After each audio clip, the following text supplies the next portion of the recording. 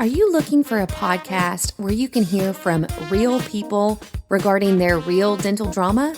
If so, then you've come to the right place. Join hosts Bethany Petty and Dr. Rena Kuba as we dive into the solutions we've created and the mistakes we've made while managing dental drama. Let's get started. Happy day, friend. Happy day to you. I don't know what day it is. It's been spring break here. We went out of town for a little bit. We've been busting it at the office. The server crashed on the last day of spring break. Like, it has been a doozy. But you're here. I'm here. Yes, Makes I me am. think of the song, I'm still standing. No, okay. Well, No, I whatever. know what song you're talking about. But for all I know, I could be dreaming that we're in this car right now. I could be asleep. You could be deluded right now. Yeah. Yeah. Okay, so I have a topic for you that I don't know if anybody else is going to find this interesting or not, but I know it's a question I've had now for a little while. Yeah. And so I finally was like, okay, I need to remember next time we meet up together to ask you this. So I feel like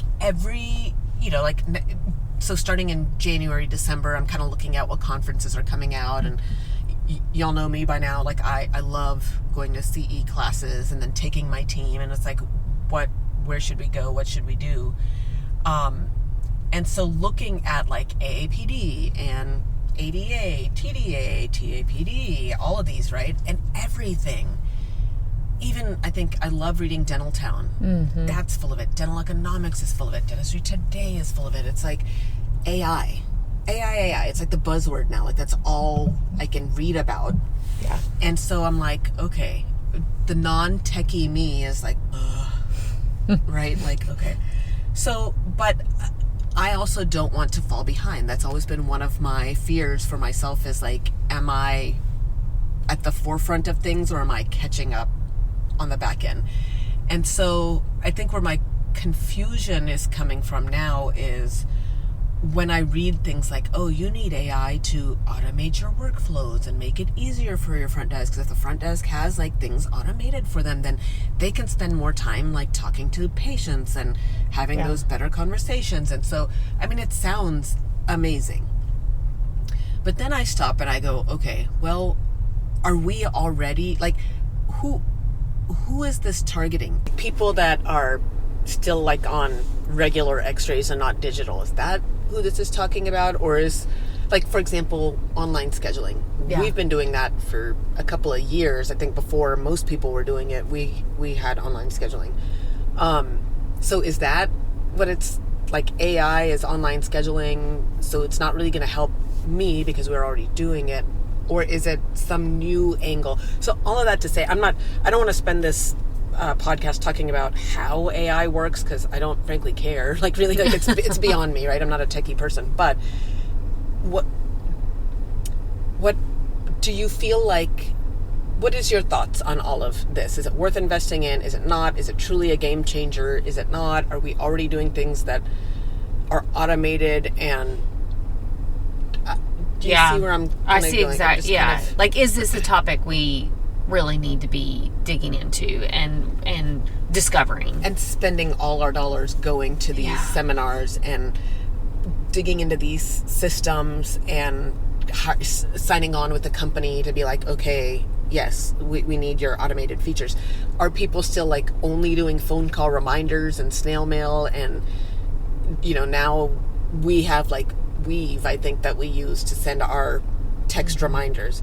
Is that what this is talking about, or is that not? Or I'm just kind of confused on what exactly they're talking about, like automating what systems, and is it worth the money, the changes in systems? Yeah, I'm just kind of clueless on all of that. It's absolutely a worthwhile topic to talk about because it's kind of a hot topic. Like, everywhere you go, the conferences that you're looking at, the vendors that you talk to when you go to these conferences, AI is most definitely the buzzword. And I feel like that makes it new, or at least makes people that have always been kind of cutting edge, or at least trying to be cutting edge like yourself, going, oh shoot, am I missing something? Well, and in the light of, like, I think you said it recently in one of the podcasts, I think it was your podcast that you did, where it's like, yeah, if we truly are short-staffed for whatever reason, Yeah. you know, like every other industry, are people going to lose their jobs because computers are going to start doing their jobs? Like, does that apply to us here too?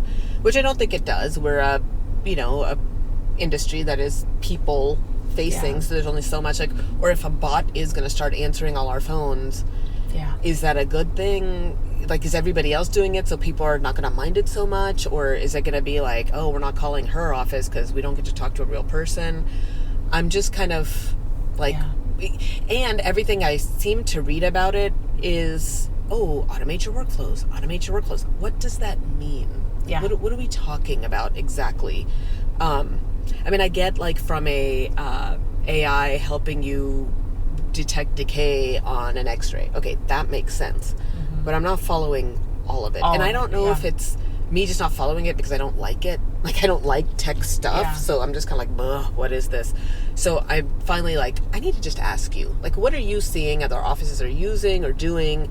Would it benefit me in my office? If so, how? If so, which one?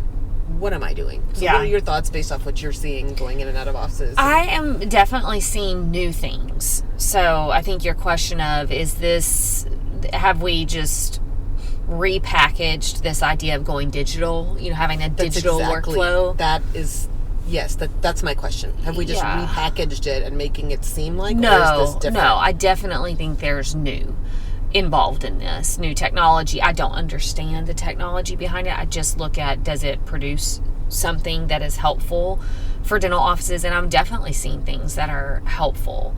I am still cautious with this whole category because it is new. It's not repackaging the old.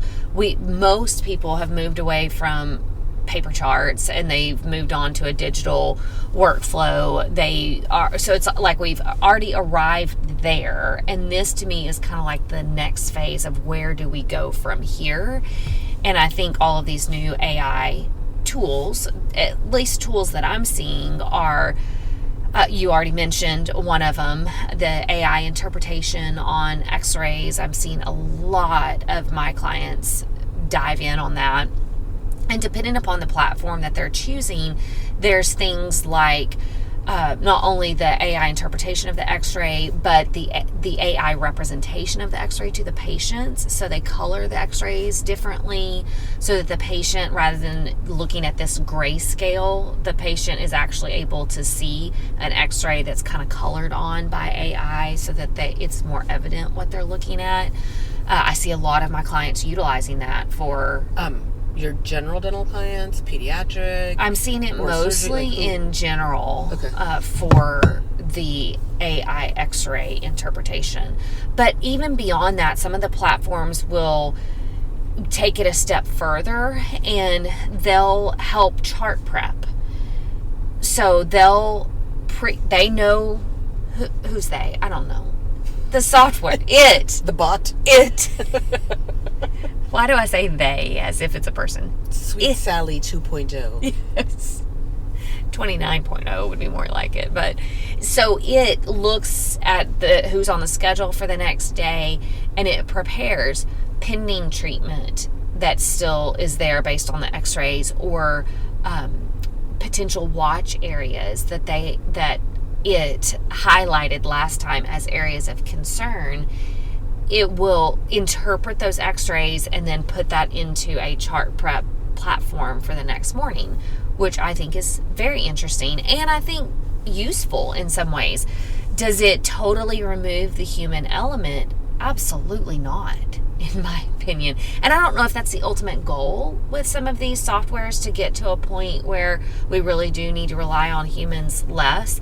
I don't know if that's the goal. I haven't talked to the x-ray interpreter software people to see what their goals are.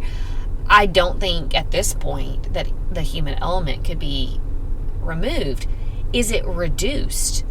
Absolutely. I mean, if we're not having to go back and look at the treatment that was listed last time, if we aren't having to go back and re-look at the x-rays on our own, but we can look at a quick summary that AI gave us, is that helpful and does that make us more efficient? I think it could, for sure. So all that to say, I think there's new things that are exceedingly interesting with AI. But I'm very cautious with relying on it too much, because to me, and there may be techie people out there that could totally correct me on this, but to me it still feels like we're still ironing out kinks. Like it's absolutely helpful in some situations, but is it foolproof? No. It almost makes me think of like templates. Yeah. And how I'm like every single template. Like I don't think I've ever had a template that works 100% of the time. Like we're always tweaking something in that template to apply to that clinical note, but hasn't made it a lot easier for me to get that clinical note in. Sure. I think the other question I had for you in that regard, like when you're talking about x-ray interpretation, are you talking about a separate, so like if I'm a regular Dentrix user, I don't have Dentrix Ascend, I just have old school Dentrix, so then I might sign up with company AI, whatever. But if I was on Dentrix Ascend, then it comes with some. That's a great question. Some do. Very few of the, what I would call the newer cloud-based platforms, which by the way, I think even that carries some confusion, because years ago, there was a big push for Open Dental. Open Dental was kind of like the new software 10 years ago. And it wasn't new. It had been around. But one of the big, I remember people telling me, so some of my startups would say, we chose Open Dental because it's cloud-based. And I don't know where that misinterpretation got out. It is not cloud-based. There are softwares now, absolutely, that are cloud-based. But I think some people may even think, especially if you're an Open Dental user, you may have somehow heard that Open Dental is cloud-based, and it's not a traditional. Could it have been at the time, maybe, whatever the cloud was, it was cloud-based? And maybe the cloud has changed? Like, we've moved on to a new cloud now. I was like, somebody in Open Dental must have called their server a cloud, because it is a server-based software. Anyway, all that, there's even confusion over what is a cloud-based software. And so I am seeing lots of really awesome cloud-based softwares, and I am as old school as you are. I love my Dentrix, I love my EagleSoft. There's comfort in those platforms. I know them like the back of my hand, and so to even think about new softwares is overwhelming to me, and I know it can be overwhelming to a practice to actually make a huge change like that. But what I'm seeing with the cloud-based softwares out there is like, okay, we can't stay old school for long without missing a ton of these features, because some of them actually have amazing AI features built into that cloud. Such as, please give me, what does that mean? So a lot of them have verification built in to the software, insurance verification. So eligibility, they're checking patients in advance and showing whether they're eligible or not through the software. Now, there's levels of that. Is it breaking down what all is covered and the percentages and all of that? Maybe some have that, but not many have that level of eligibility. Or you may have to actually pay a little extra for your cloud-based software to get that feature. So that can be very helpful. They have, a lot of them have built into their software the messaging. So like you have Dentrix, and you have added Weave to have all this accessibility to text messages and email campaigns and phones and all of that. And a lot of these cloud-based softwares have that messaging all built in.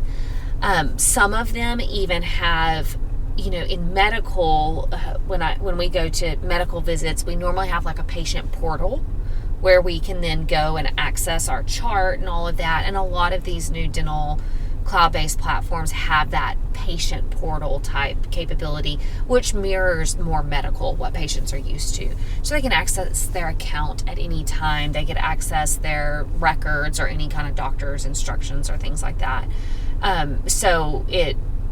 I like that feature in that, first of all, it mimics medical, but also it holds us more accountable. For the longest time, our documentation has kind of been ours, and it's our little secret home where we can absorb all of our patient details. And this is why you and I have had that resounding drum for forever, is like, documentation is so important. But when you're held accountable to that in a way that your ledger needs to be accurate because the patient can log in at any point. See, the whole time you're saying this, I'm like, oh God, that sounds awful. That means we can't make mistakes. Yeah. It raises the bar for our expectations. I will never have a patient portal, and I don't want it. I don't like it. So it has built-in communication features. A lot of them do. Most of them do. So from the communication features perspective, because I have regular old Dentrix and Weave, I don't need AI for that perspective. Correct. And then I do not have anything that helps me interpret x-rays, so I could use AI for that. Correct. I think my hesitation, but it's been, 2 years since I've looked into it, but I think my hesitation was, has the AI have the platforms caught up to pediatrics? Do they have enough pediatric data to be able to? So I think that for me was my excuse previously to go, well, I don't think y'all are pedo ready. Maybe they are. Yeah. So I could use that. That could be a feature that is useful and helpful. And again, not all of the cloud-based platforms have that feature in it, the X-ray interpretation. So it depends on the cloud-based platform that you're choosing. The one that I looked at, you could pay more for that. And I looked at, because when we started the satellite office, we wanted to go cloud-based in that. Yeah. And so I know that was one of the features that we could have paid more for. Exactly. That's how a lot of the cloud-based platforms work, is you sign up for their program and you sign up at this level, and it means you get all of these features unlocked, or you can pay more to get all of these features unlocked. And so yes, that is an AI component that is often available in those in those cloud-based platforms. I'm also seeing some AI influence into the patient billing side of it, meaning depending upon the cloud-based platform or a feature that you could add to your existing platform, that there's now these billing platforms is the best way to explain it, where they've got their own AI method of contacting patients regarding bills. They've got a system of texts and emails and phone calls. They've incorporated this really intelligent wording on how to get patients to react to those bills. And so some cloud-based platforms have that feature built in.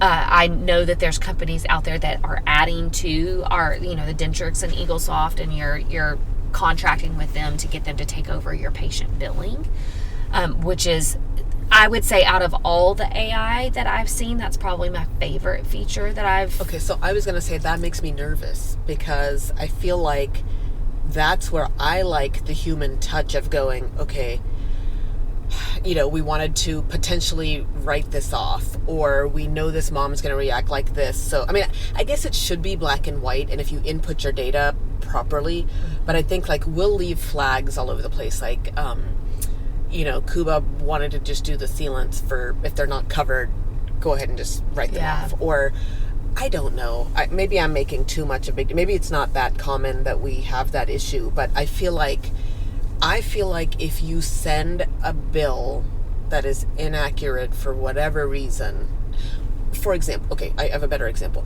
intraoral photos. Yeah. So I think we don't charge the patient, but we do bill it to insurance, only so that we've always been told in dentistry is you should bill out everything you do so that insurance can see that this is a code that people actually use. Right. And so is that something that now the patient's getting $100 bill for an intraoral photo? Right. That my AR person would have caught that and gone, wait, we don't. I mean, we had that recently, didn't we? Like, it was a mom that went crazy, but it was something like, we normally, if it's not, we're out of network, so we have the right to bill. Yeah. But normally, if it's not a covered whatever, we normally drop it to whatever. And in this case, she missed it. She forgot to do that. That's what I worry about with. So then are we going to end up with a board complaint over a billing issue because the automated system? Yeah. And so maybe it's an unfounded fear or like a 0.2% chance that I'm making it seem like it's a 50% chance. I don't know. Exactly. But here's the thing, though, with that exact example is all of these changes. So going from paper charts to digital, think about the impact on workflow. It changed everything. Everything was different.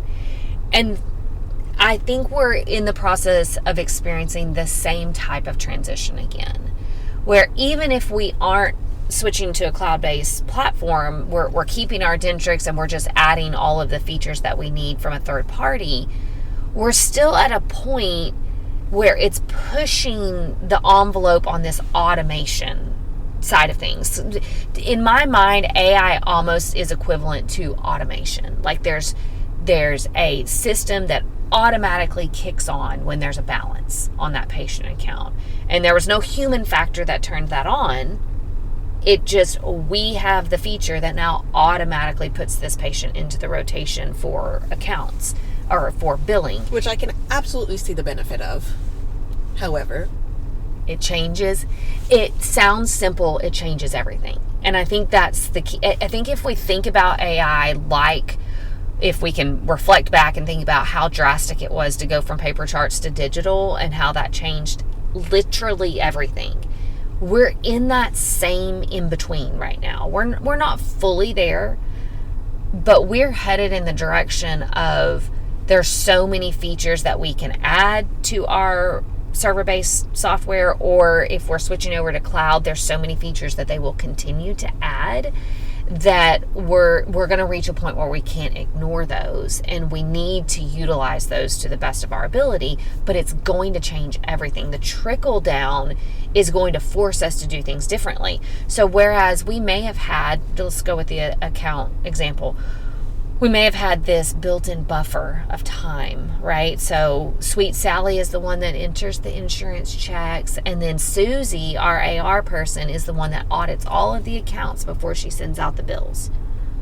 Well, now that's gone because we're using this new feature. Now, Sally may need to learn how to enter that check and also audit the account at the same time, because she knows that if there's an account, if there's a balance registering on that account, it's going to trip over AI, and AI is going to start billing that patient. So we won't have that buffer space of getting it over to Susie and letting her look at it. Sally's got to be proficient enough to get that account looking good.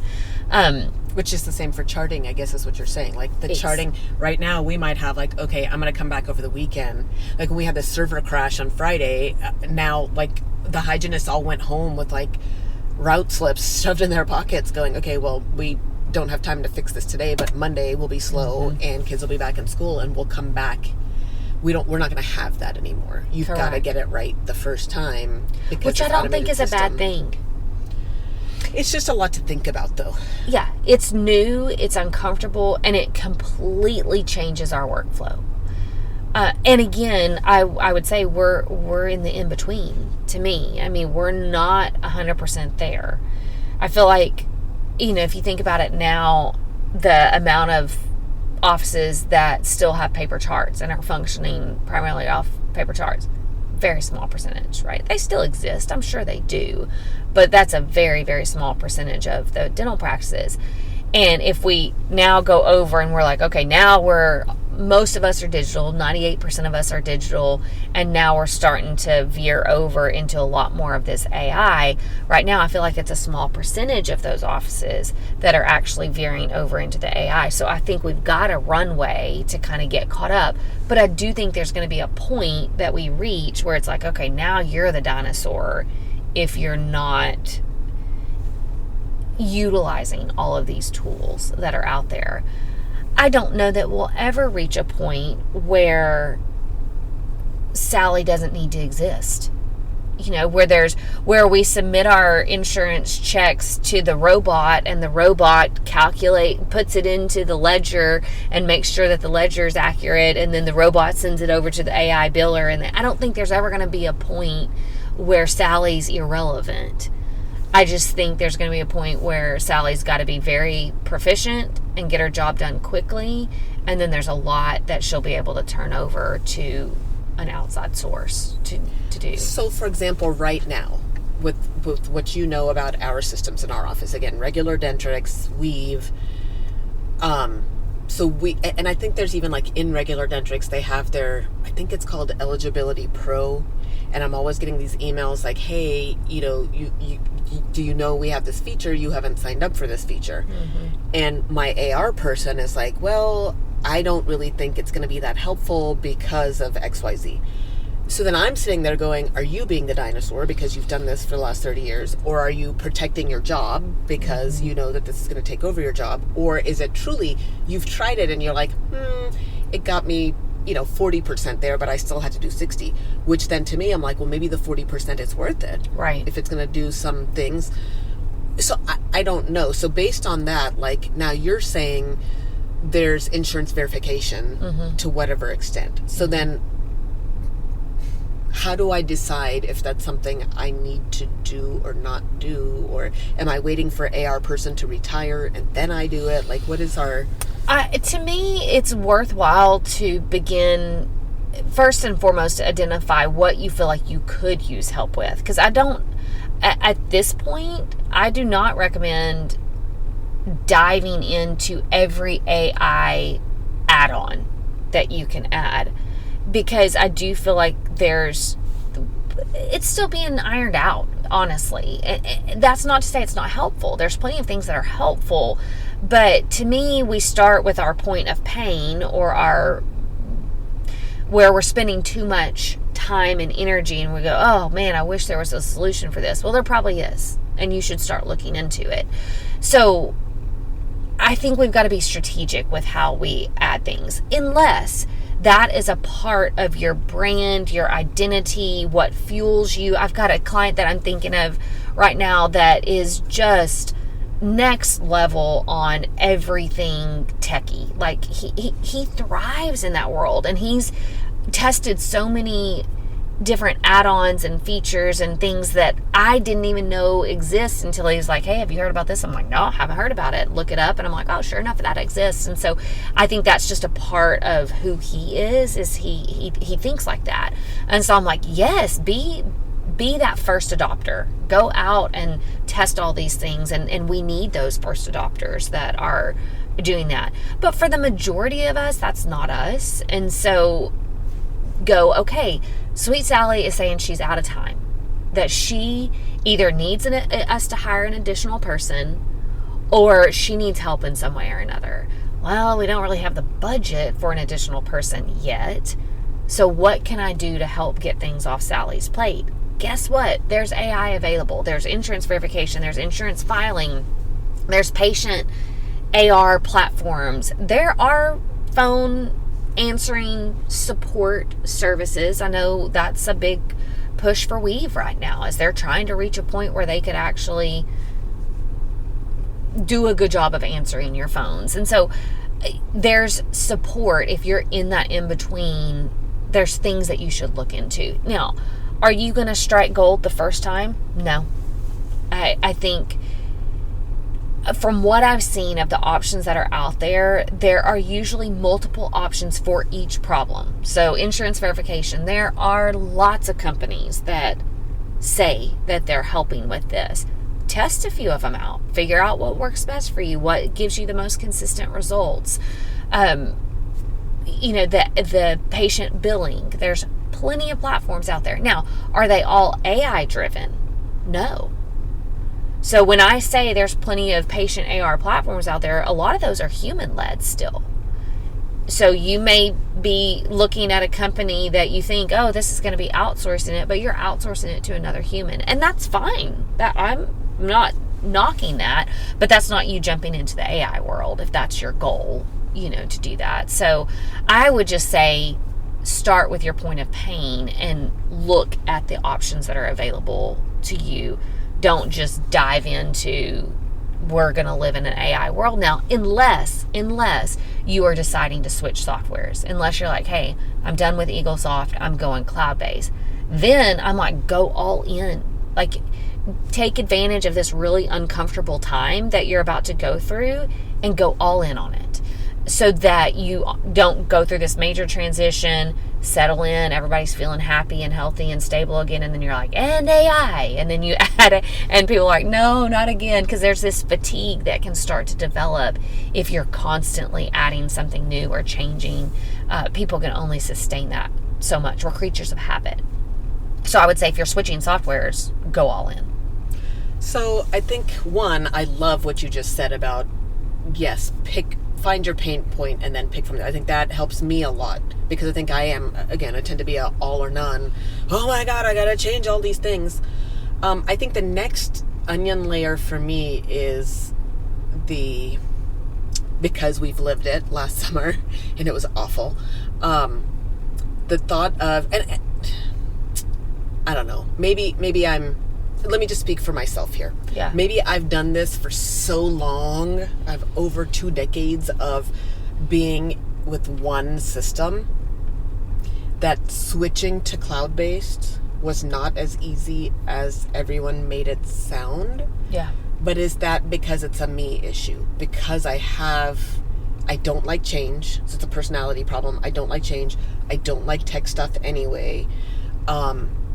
So was it a me problem? But it's either way, it's still, most of us are going to have some of me's on their team, unless you've got a really young team. The problem, though, if you have a really young team, they don't know what they don't know. Yeah. Or if you've got an older team like mine, we can get in our own way of over analyzing and overthinking some of these things. The transition was a beating. Yeah. And ultimately we didn't proceed. We stopped with the transition. And I think that's a big part of it too. Like, anything we decide to try something new on, whether it's a dental laser, whether it's a new scanner, whether it's we're integrating SDF into our offices, or we are now adding AI insurance automation. I think the challenge for that, once you've made the decision, I think for many of us, we're it. I'm it. I've got to pioneer this. I've got to champion it. I've got to push the team through and cheer along and do all of that. And I think for me, where I am at this point in my career, not even career, in my life, because I have a lot of things outside of the office that are pulling at my brain, that I'm problem solving constantly, that the office being my autopilot area is what I need at this point in my life. And I guess that's my concern, is that if I'm not changing because I'm like, oh my God, like, we've already tried that and it was awful, and I did not have the team, whether it was an attitude, whether it was a literal ceiling on things, it was all going to fall to me. Yeah. And I finally just was like, nope, not doing it. Yeah. I actually ended up spending thousands more to not do it. Yeah. But I was just like, I can't have this all on me to have to problem solve every little bit of it. I need an easier, work day. So, and hence now here we are, where I'm like, what are all these AI features that I'm missing because I'm standing in my own way? But I do think it's the reality of who on the team is capable of understanding all of how do the features work? how are we going to implement them? Yeah. What are we changing in our office? It really does take somebody who really understands all of that. Yeah. And I feel like that is a challenge to find in a lot of offices. It's definitely a challenge. And I would say, the idea that it ends up falling all on the practice owner is what would, to me, should give somebody caution. If you don't have somebody on your team, even if they're not the brightest bulb in the batch, but they're like, yeah, we got this type personality that can keep the team rallied through a change, that's very helpful. Because any change, if we're just adding an AI feature, that's relatively manageable. It may be impacting one aspect of the practice, and we can power through that with relative ease. When we are changing our software, like if we are going, like you were mentioning when you tried it out this past summer, that I equate that to, if anybody's ever moved, you'll know exactly what I'm about to talk about here. But when we lived in the same house for 12 years. I knew where every light switch was, where every plug was. I knew the random little thing, like where was the Scotch tape. I could tell you exactly not only what drawer, but what side of the drawer that the Scotch tape was in. So there was such a familiarity with our house and the quirks of our house that I just knew it. It was my comfort zone. And then we moved several times, actually, to get to where we are now. And that feeling of being in a place, all of your stuff is in boxes. You need something. You need the Scotch tape. And I'm like, I can't even remember which box I put the Scotch tape in. And then there's this feeling of like craziness. You're like, I'm losing it. I just need my stuff. I need to know where everything is. And I need to just be able to live in my house and know where stuff is. That to me is software change. It's unbearable, quite honestly, because every surrounding has changed. Every drawer is different. The contents are different. You may not even have drawers anymore. It's new.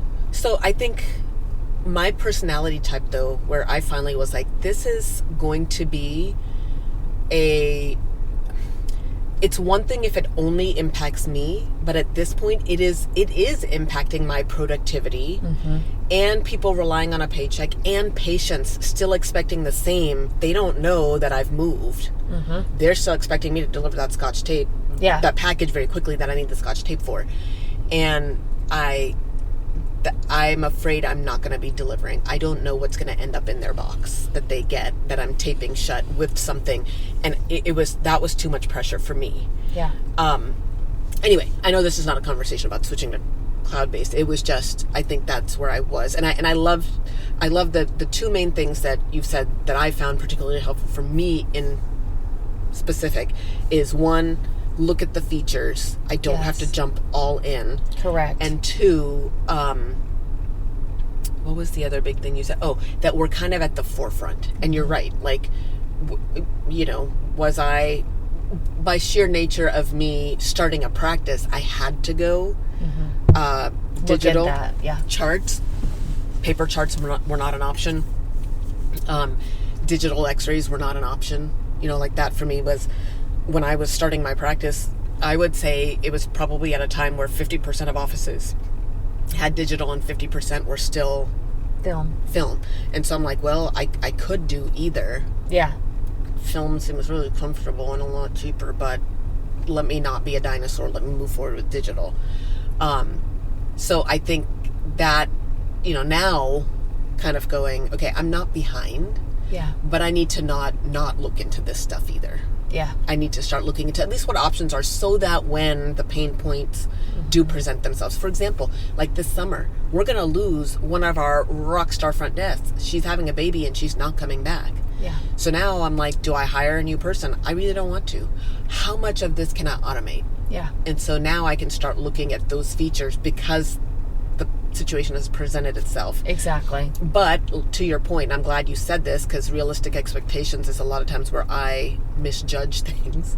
And you're right, it is a realistic expectation would be, I'm not going to it's going to take some sampling of Yes. things to figure out which one is going to work for us. Exactly. Yeah. And that's okay. And be patient with that process. Yeah. It'll be worth looking through it and finding the right tool for your tool belt. So don't tire out and be like, oh, all AI is trash, because look at how terrible this was. Nope. There's probably 2 or 3 other options that you should most definitely look into.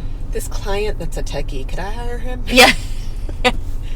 Do you listen, friend? Because if you do, I'll pay you. Can you come tell me what AI features I need, and can you come implement and make it happen? And yeah, it's true. Yeah, he could make a living off of that for sure. So yeah, I would say don't be afraid of the AI world. It's definitely not, the scary thing is, it's going to overtake everything and we aren't going to have a job. I do not see that happening. I see some really helpful features that are new. They're, baby giraffes at this point, but they are helpful. And so I think it's worth starting to dabble in looking into things, but start with maybe one, unless you're going software change, start with just one thing, test that out, implement that, and then go, oh wow, that went so well. Now we're going to look into something else. And so just take it a step at a time. Love it. Thank you. You're welcome. Thanks for joining the conversation today. We hope that you are comforted in knowing that you are not alone, but we also hope that you're walking away with some really great tips and tricks to try in your practice. We value your feedback, so please take a few moments to rate and review the podcast.